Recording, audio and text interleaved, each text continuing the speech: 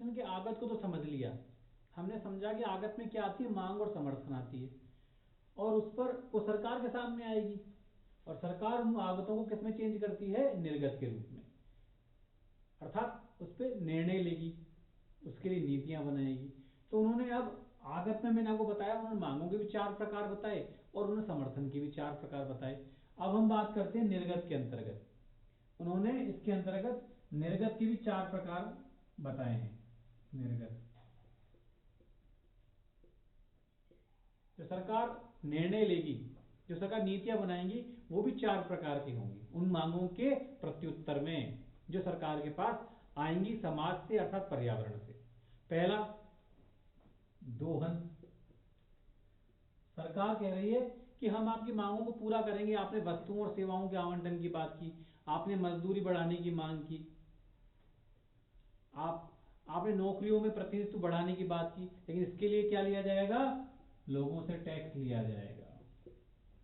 लोगों से टैक्स लेना, हम मांगों को पूरा करेंगे लेकिन मांगों के लिए हमें सरकार, अर्थात सरकार को लोगों से कुछ अपेक्षाएं भी हैं। निर्णय लागू कर दिया कि लोगों से टैक्स लेंगे, उसके बाद हम उन जो पैसा प्राप्त होगा उनको लोगों की भलाई के लिए उन धन का हम प्रयोग करेंगे। दूसरा, व्यवहार के विनियमन की मांग थी, सरकार ने कहा हम बिल्कुल बना देंगे। विनियमन,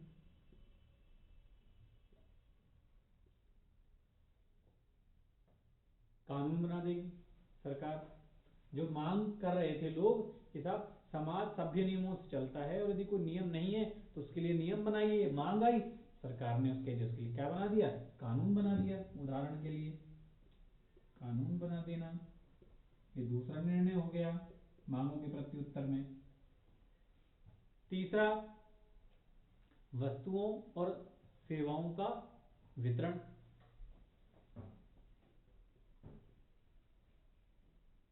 वस्तुओं और सेवाओं का वितरण।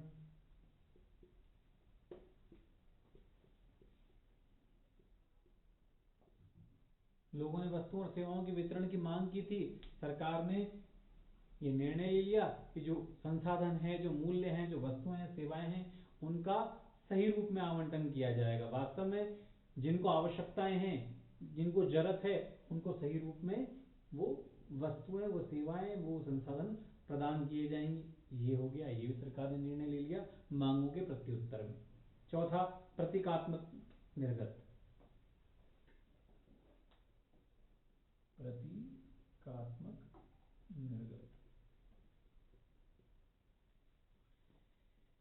इसके अंतर्गत सरकार ने जो कार्य कर रही है, जो उसके उद्देश्य हैं, उनके जो उसने कार्य किए हैं उनका वो प्रकाशन करती है, ताकि लोगों को इसके बारे में क्या हो सके, जानकारी प्राप्त हो सके, फीडबैक लोगों को सही दिया जा सके।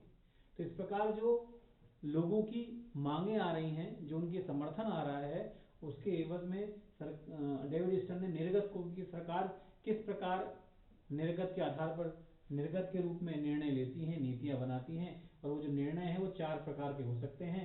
तो उन्होंने इन निर्णयों को, नीतियों को इसमें रखा है, निर्गत में रखा है। निर्गत कब कौन लेता है, सरकार लेती है निर्णय।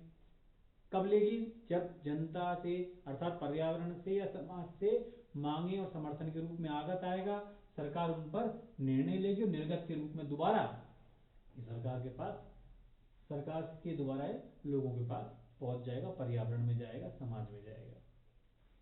इस प्रकार डेविड ईस्टन ने मांगों के भी 4 प्रकार बताए, समर्थन के भी 4 प्रकार बताए और निर्गत के भी इन्होंने 4 भाग बताए हैं, 4 भागों में इनको बांटा है। अब हम मुख्य रूप से डेविड ईस्टन ने जो उनके व्यवस्था सिद्धांत के जो भाग हैं, उन्होंने अपने व्यवस्था सिद्धांत को 7 पार्टों में डिवाइड किया है। उनका हम डिवाइड कर ले, उनको हम देख लेते हैं।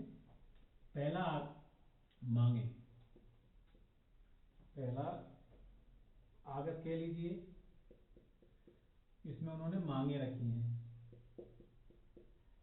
और दूसरा, मांगों के पीछे क्या होता है, समर्थन। 4 मांगे कितनी प्रकार की बताई थी मैंने आपको, 4 प्रकार की, ठीक है ना।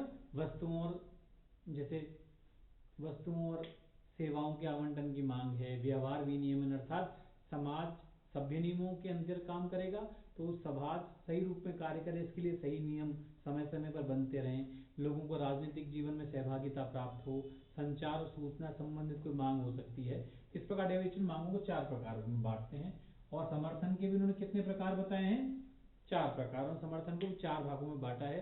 लोग कहते हैं आप मांगों के पीछे हम आपको समर्थन दे रहे हैं कि हम आपको कर देंगे, अर्थात भौतिक समर्थन करेंगे, माली समर्थन करेंगे, व्यवहार नियमन के लिए जब कानून बनाएंगे तो हम उनका पालन करेंगे, वो समर्थन हो गया।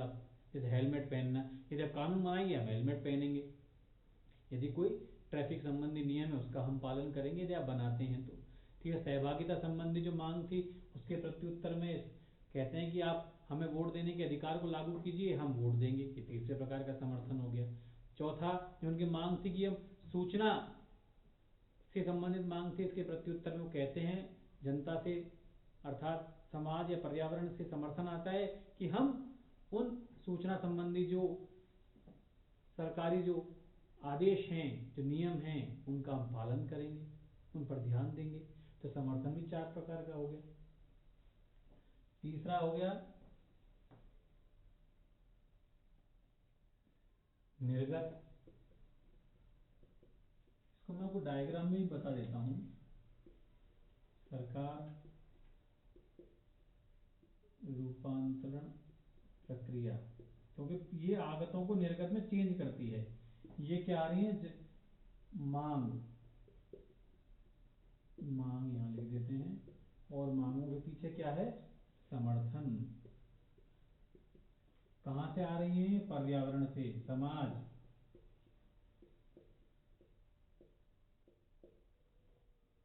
ये है, इन दोनों को उसने आगत में रखा है। सरकार निर्णय ले रही है या नीतियां बना रही है, ये है निर्गत। ये निर्गत दोबारा किसके पास जा रहा है, जनता के पास जा रहा है। किसके माध्यम से जाएगा, फीडबैक।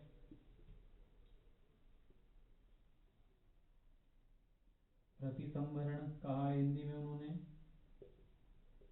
या प्रतिपुष्टि है, इसको फीडबैक कहा जाता है। जो सरकार निर्णय ले रही है, नीतियां ले रही है, वो फीडबैक के द्वारा किसके पास गया, जनता के पास गया। और फीडबैक जनता के पास पहुंचेगा, सही हुआ लोग समर्थन करेंगे, नहीं तो नई मांग के रूप में दोबारा किसके पास आएगा, सरकार के पास। तो ये प्रक्रिया चलती रहती है। तो पहला आगत हो गया, पहला मांग, दूसरा समर्थन, ठीक है, तीसरा निर्गत हो गया, है ना, और चौथा पर्यावरण समाज,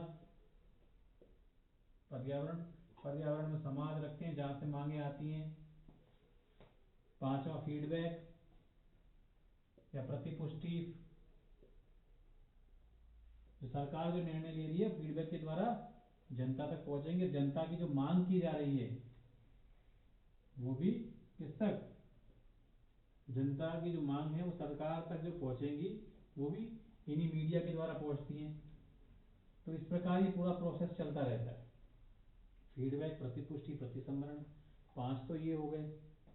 छठा है निरंतर सातत्य, निरंतर सातत्य। इसका मतलब क्या है कि ये पूरा जो प्रोसेस है वो निरंतर चलता रहता है। ये जो आगत निर्गत की प्रक्रिया हमेशा चलती रहती है। कहीं भी यदि समस्या आ गई तो व्यवस्था में गड़बड़ी पैदा हो जाएगी। जैसे सरकार से, सरकार तक यदि लोगों की मांग नहीं आ रही है तब भी व्यवस्था में कमी का संकेत है कि लोग मांग क्यों नहीं कर रहे हैं। इसका मतलब उस व्यवस्था के प्रति लोगों में जुड़ाव नहीं है। मांग आनी चाहिए, मांग नहीं आ रही तब भी समस्या है। और यदि मांगों का भार ज्यादा है, यदि ज्यादा मांग आ रही है समाज से, पर्यावरण से, तो सरकार भी उसके अनुरूप निर्णय नहीं ले पाएगी यदि मांगों का भार ज्यादा हो गया। इसलिए जो मांगे समुचित रूप में, सही रूप में वो सरकार के पास आनी चाहिए।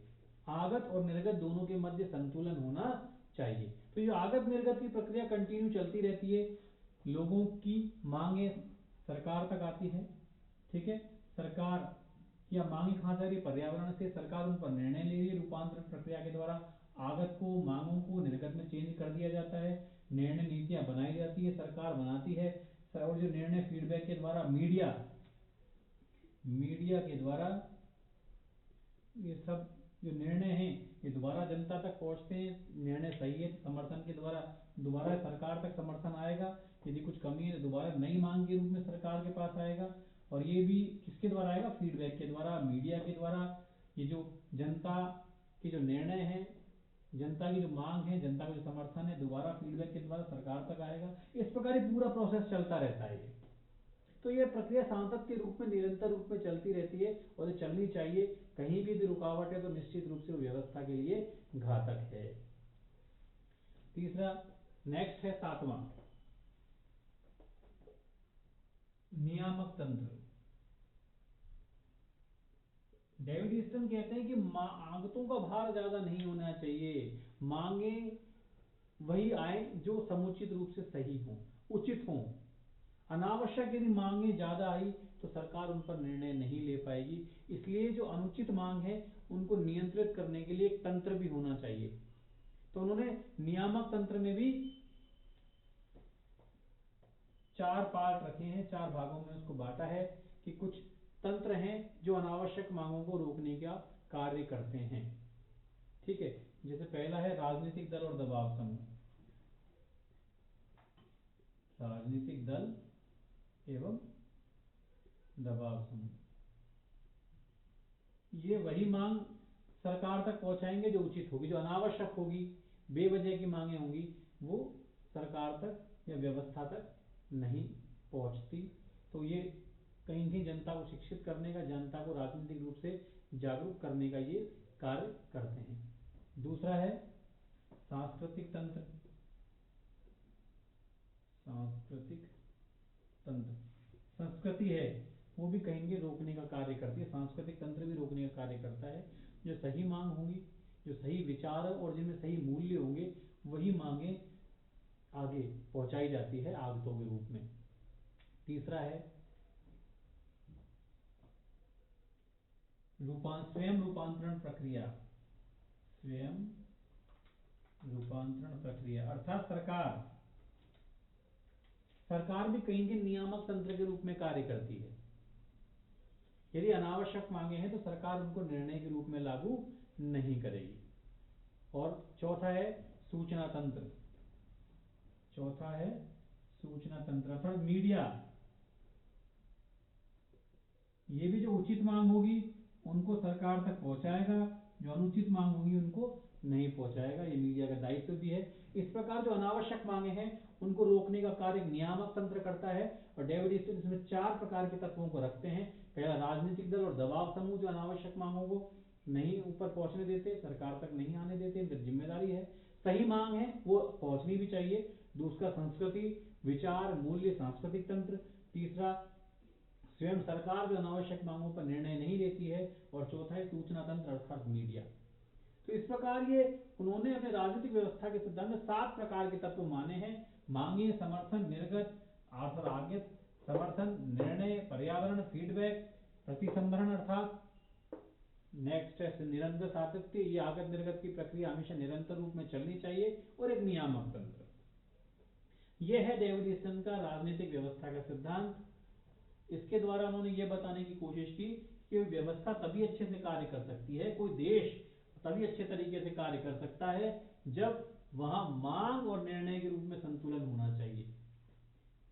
जनता की उचित मांगे सरकार तक पहुंचनी चाहिए, सरकार के द्वारा समुचित निर्णय लेकर वो दोबारा जनता तक फीडबैक के द्वारा, मीडिया के द्वारा वो जनता तक उनकी पहुंच होनी चाहिए। यदि आगतों का भार ज्यादा है, मांग ज्यादा है, तो भी कहीं कहीं स्थायित्व को खतरा है, राजनीतिक व्यवस्था को खतरा है। और यदि जनता मांग नहीं कर रही है तब भी कहीं न कहीं व्यवस्था के प्रति लोगों में आक्रोश है, समस्या है। इस तरह सिद्धांत दे दिया। कुछ आलोचनाएं भी हैं इसमें। कमियां की यदि हम बात करें तो कुछ न हमें कमियां भी नजर आएंगी। पहली बात जटिल है। हम इस सिद्धांत को जब समझने का प्रयास कर रहे हैं तो कहीं न कहीं एक सामान्य शब्दावली में, सामान्य रूप में हमें सिद्धांत समझ में नहीं आ रहा है, थोड़ा सा जटिल है, आपको पूरी व्यवस्था सिस्टम को समझना पड़ रहा है, तो शब्दावली भी कठिन है, जटिल है। दूसरी मैं बात करूं आपसे, तो कहीं न कहीं कुछ लोगों ने आक्षेप किया है कि ये पाश्चात्य अवधारणा के अनुरूप है। पाश्चात्य अवधारणा के अनुरूप, विकसित देशों के अनुरूप जो उदाहरण के लिए मैं बात करूं आपसे, कि विकसित देशों में तो लोग शिक्षित होते हैं, जागरूक होते हैं, वह सही रूप में मांगों को रखते हैं, वहाँ मीडिया भी प्रभावी होता है, मीडिया भी अपने रोल को प्ले करता है, वहाँ मांगे और समर्थन भी उसी रूप में आती हैं, सरकार निर्णय भी सही लेती है।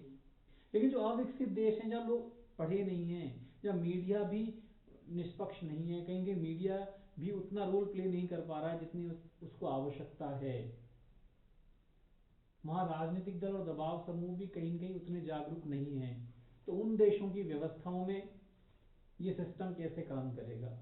तो ये जो सिस्टम है, ये सिद्धांत है, ये विकसित देशों के अनुरूप है, उन व्यवस्थाओं के अनुरूप है जो जागरूक हैं, जो विकसित हैं। लेकिन जो अविकसित देश हैं, जो व्यवस्थाएं अभी संघर्ष से गुजर रही हैं, वहाँ अभी जहाँ अभी विकसित स्वरूप उनका नहीं आया है, वहाँ इस सिद्धांत को लागू करना बड़ा जटिल है, बड़ा मुश्किल है। इसको ब्लैक बॉक्स मॉडल भी कहा जाता है इस सिद्धांत को, क्योंकि इसमें मनुष्य को यंत्र मान लिया है कि इतनी उसकी मांग रखनी है, सरकार उस पर उतना निर्णय लेगी, मांगों का भार ज्यादा नहीं होना चाहिए। ऐसा लगे एक सिस्टम, एक यंत्र की तरह सारा सिस्टम कार्य कर रहा है, जबकि मनुष्य अपने भावनाओं के आधार पर कार्य करता है, कई बार मांगों का भार ज्यादा भी हो सकता है। विकासशील या अविकसित देशों में निश्चित रूप से लोगों की आवश्यकताएं ज्यादा हैं, इसलिए मांगों का भार ज्यादा होना चाहिए। तो कहीं न कहीं ये सिद्धांत विकसित देशों या पाश्चात्य अवधारणा के अनुरूप है, और ये अविकसित या विकासशील देशों के अनुरूप इस सिद्धांत को कुछ विद्वानों ने नहीं माना है। फिर भी हम यदि इस सिद्धांत की उपयोगिता देखें तो निश्चित रूप से जो डेविड स्टाइन सिद्धांत है, इस सिद्धांत के पैमाने पर हम जो दुनिया के जो देश हैं उनकी व्यवस्थाओं को हम नाप सकते हैं, उनका मापन कर सकते हैं, हम पता लगा सकते हैं कि कौन सा देश यदि विकास क्रम के अनुसार विकसित श्रेणी में है, विकासशील है, अविकसित है, कहाँ मांगों का भार ज्यादा है, कहाँ सरकार उन पर निर्णय नहीं ले पा रही है। तो कहीं न कहीं सिद्धांत के आधार पर हम एक राजनीतिक व्यवस्था को, देश की शासन व्यवस्थाओं को समझ सकते हैं, उनका तुलनात्मक अध्ययन कर सकते हैं, और यदि किसी राजनीतिक व्यवस्था या किसी कोई देश की लोकतांत्रिक व्यवस्था में यदि कोई गड़बड़ी है, कोई समस्या है, तो उनके सुधार हेतु समुचित कदम भी उठा सकते हैं।